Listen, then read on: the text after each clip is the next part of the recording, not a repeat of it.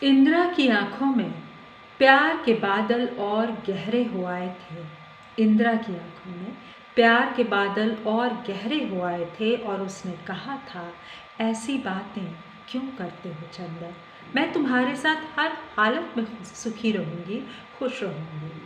चंदन ने उसे बहुत गौर से देखा था। इंदिरा की आंखों में नमी आ गई थी। उसकी कटीली बरौनियों से विश्वास भरी मासूमियत झलक रही थी। माथे पर आई हुई लट छूने का उसका मन हो आया था, पर वह झिझक कर रह गया था। इंदिरा के कानों में पड़े हुए कुंडल पानी में तैरती मछलियों की तरह झलक जाते थे और तब उसने कहा था, आओ उधर पेड़ के नीचे बैठेंगे। वे दोनों साथ साथ चल दिए थे। सिरस के पेड़ के नीचे एक सीमेंट की बेंच बनी थी। राह पर पीली पत्तियां बिखरी हुई थीं। उनके कुचलने से ऐसी ही आवाज़ आई थी जो अभी अभी उसने सुनी थी, वही पहचान भरी आवाज़। दोनों बेंच पर बैठ गए थे और चंदर धीरे से उसकी कलाई पर अंगुली से लकीरें खींचने लगा था। दोनों खामोश बैठे थे। बहुत सी बातें थीं जो वे कह नहीं पा रहे थे। कुछ क्षणों बाद इंदिरा ने आंखें चुराते हुए उसे देखा था और शर्मा गई थी। फिर उसी बात पर आ गई थी, जैसे उसी एक बात में सारी बातें छिपी हों।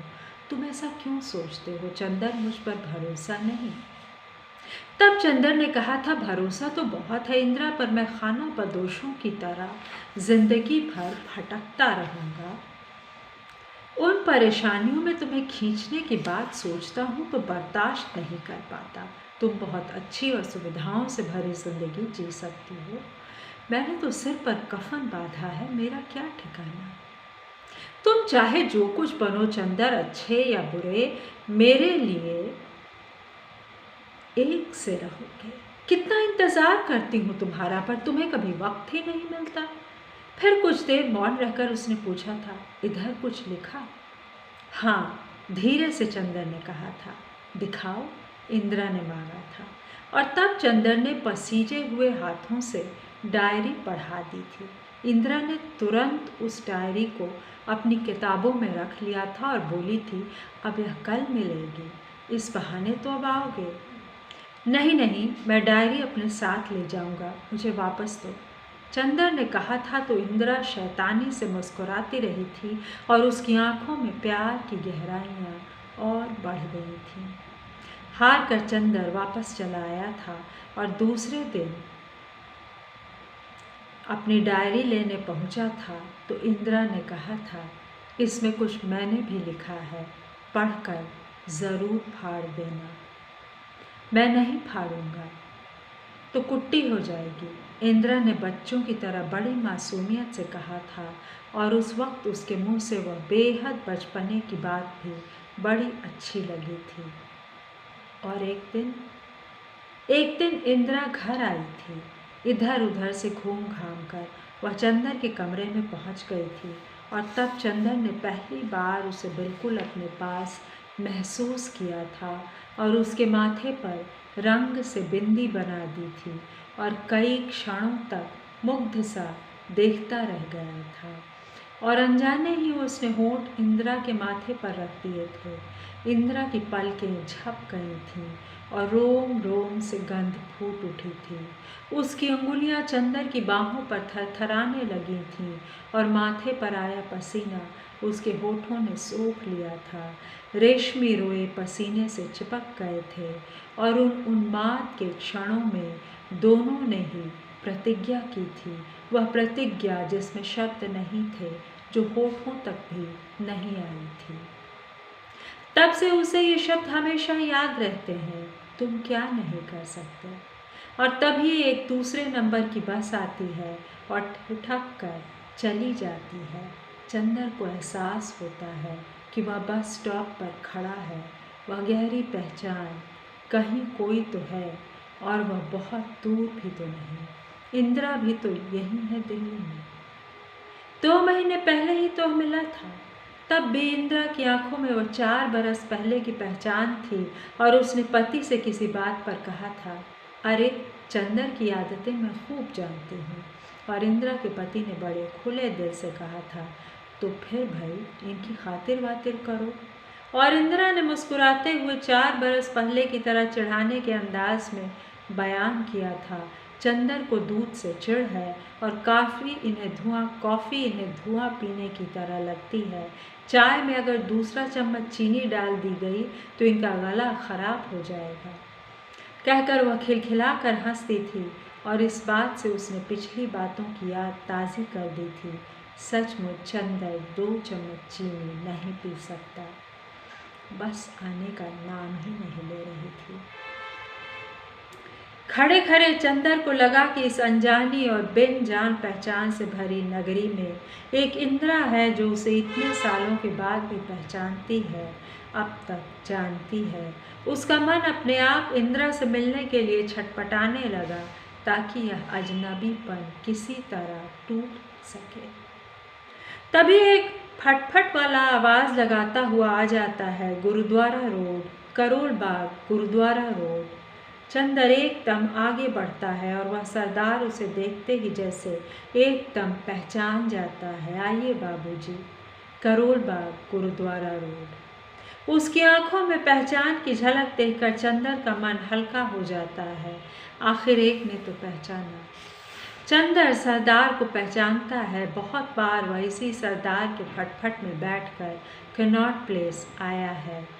आंखों में पहचान देखते ही चंदर लपक कर फटफट पर बैठ जाता है। 3 सवारियां और आ जाती हैं और 10 मिनट बाद ही गुरुद्वारा रोड के चौराहे पर फटफट रुकता है। चंदर एक चवन्नी निकाल कर सरदार की हथेली पर रख देता है और पहचान भरी नज़रों से उसे देखता हुआ चलने लगता है। तभी पीछे से आवाज़ आती है, ए बाबूजी, कितना पैसा दिया है? चंदर मुड़कर देखता है तो सरदार उसकी तरफ आता हुआ कहता है, 2 आना और दीजिए साहब। हमेशा 4 आने लगते हैं सरदार जी। चंदर पहचान जताता हुआ कहता है, पर सरदार की आंखों में पहचान की परछाई तक नहीं है। वह फिर कहता है, सरदार जी, आपके फटफट पर ही तो 20 बार 4 आने देकर आया हूँ। किसी होर ने लय होने 4 आने, असी ते 6 आने तो घाट नहीं लेंदे बादशाह हो। सरदार इस बार पंजाबी में बोला था और उसकी हथेली फैली हुई थी। बात 2 आने की नहीं थी। चंदर ने बाकी पैसे उसकी हथेली पर रख दिए और इंदिरा के घर की तरफ मुड़ गया। और इंदिरा उसे मिली तो वैसी ही। वह अपने पति का इंतज़ार कर रही थी। बड़ी अच्छी तरह उसने चंदर को बैठाया और बोली, इधर कैसे भूल पड़े आज? फिर आंखों में वही पहचान की परछाई तैर गई थी। कुछ क्षणों बाद इंदिरा ने कहा था, अब तो 9 बज रहे हैं, ये 8 ही बजे फैक्ट्री बंद करके लौट आते हैं। पता नहीं आज क्यों देर हो गई। अच्छा, चाय तो पियोगे? चाय के लिए इनकार तो नहीं की जा सकती, चंदर ने बड़े उत्साह से कहा था और कुर्सी पर आराम से टांगें फैलाकर बैठ गया था। उसकी सारी थकान उतर गई थी और मन का अकेलापन डूब गया था। नौकरानी आकर चाय रख गई। इंदिरा ने प्याले सीधे करके चाय बनाई तो वह उसकी बाहों, चेहरों और हाथों को देखता रहा। सब कुछ वही था, वैसा ही चिरपरिचित। तभी इंदिरा ने पूछा, चीनी कितनी दूं? और एक झटके से सब कुछ बिखर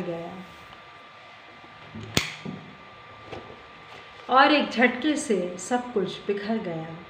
उसका गला सूखने सा लगा और शरीर फिर थकान से भारी हो गया। माथे पर पसीना आ गया। फिर भी उसने पहचान का रिश्ता जोड़ने की एक नाकाम कोशिश की और बोला, 2 चम्मच। और उसे लगा कि अभी इंदिरा को सब कुछ याद आ जाएगा और वह कहेगी कि 2 चम्मच चीनी से अब गला खराब नहीं होता।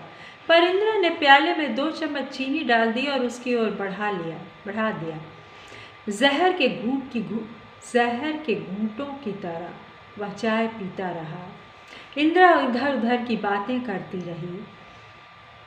पर उनमें उसे मेहमान नवाजी की बू लग रही थी और चंदर का मन कर रहा था कि इंदिरा के पास से किसी भी तरह भाग जाए और किसी दीवार पर अपना सिर पटक दे। जैसे तैसे उसने चाय पी और पसीना पोंछता हुआ बाहर निकल आया।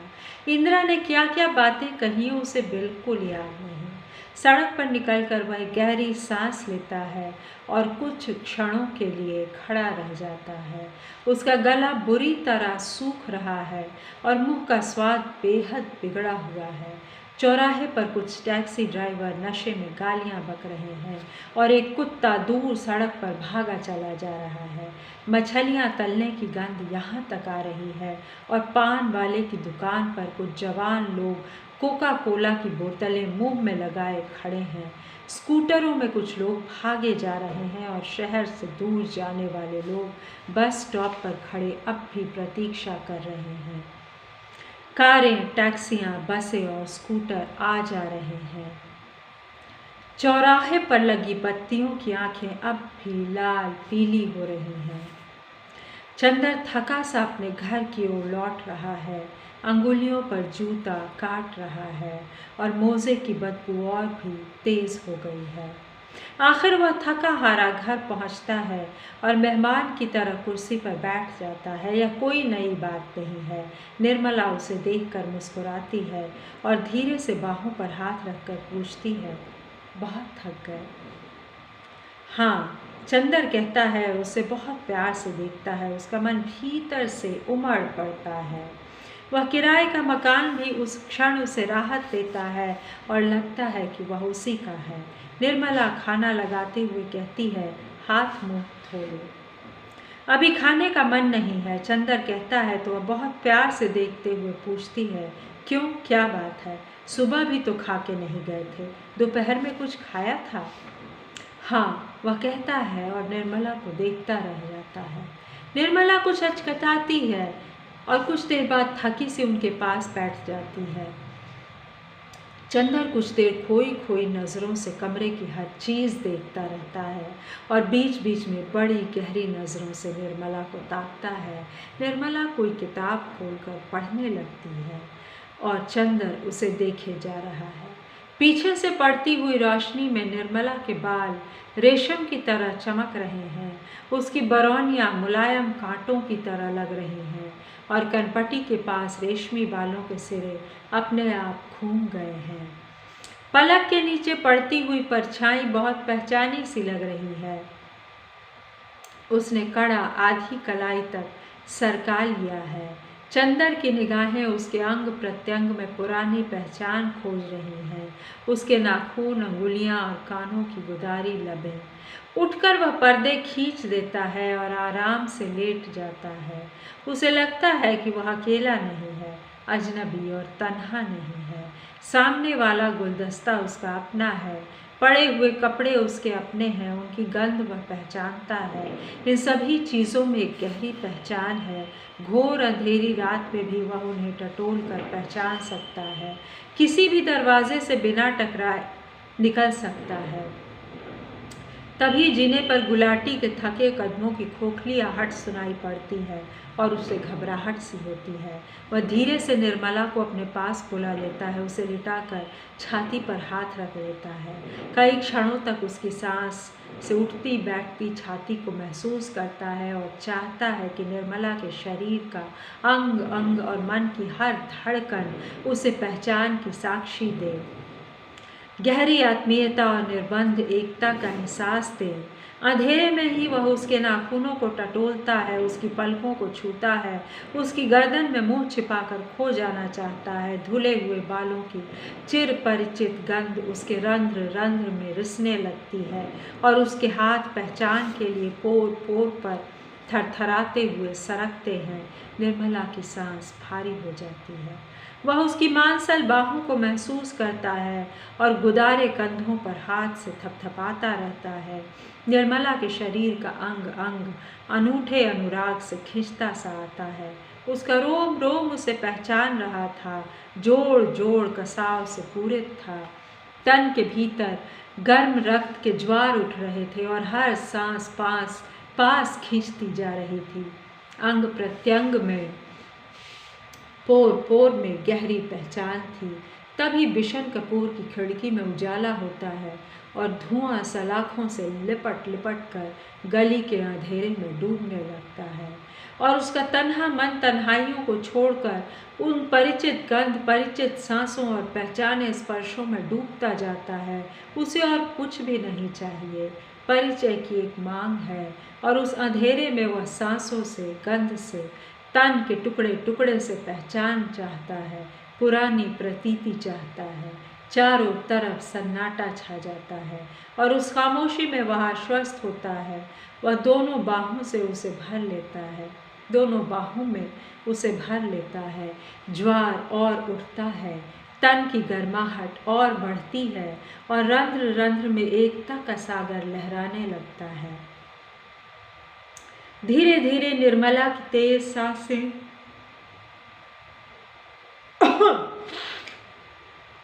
माफ कीजिएगा धीमी पड़ती है और चुंबकीय कशिश ढीली पड़ जाती है। खिंचाव टूटने लगता है और अंगों के ज्वार उतरने लगते हैं। चंदर कसकर उसकी बाहों को जकड़े रहता है। उतरता हुआ ज्वार उसे फिर अकेला छोड़े जा रहा है, अनजान तटों पर छोड़ी हुई सीपी की तरह। निर्मला अपनी दबी हुई बाह निकाल लेती है और गहरी सांस लेकर ढीली सी लेट जाती है। धीरे धीरे सब कुछ सो जाता है और रात बहुत नीचे उतर आती है। कहीं कोई आवाज़ नहीं, कोई आहट नहीं। धीरे से निर्मला करवट बदलती है और दूसरी ओर मुख करके गहरी नींद में डूब जाती है।